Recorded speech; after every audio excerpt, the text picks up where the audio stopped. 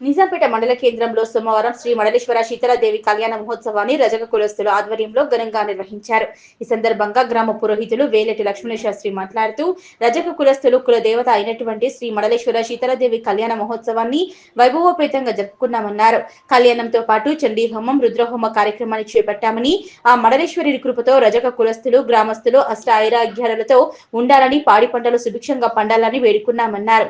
ఈ కార్యక్రమంలో రజక కులస్తులు బురుగుపల్లి నవీన్, మామిడాల రాజు, బురుగుపల్లి రామచంద్రం, ఆబ్కారి తిరుమలయ్య, లింగం రాజు, బురుగుపల్లి బాబు, ఎంఆర్ఓ బాలకృష్ణ, రమేష్, లక్ష్మణ్ బాబు, బాలయ్య, పరశురాములు, రాజయ్య, సత్తయ్య, రజక సంఘం సభ్యులు, గ్రామస్తులు పాల్గొన్నారు.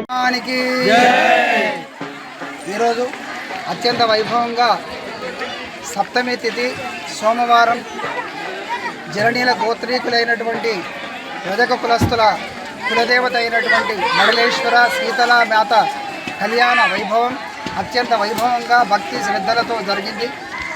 ఈ సందర్భాన్ని పురస్కరించుకొని చండీ హోమం, రుద్రహోమ కార్యక్రమాన్ని కూడా చేశారు.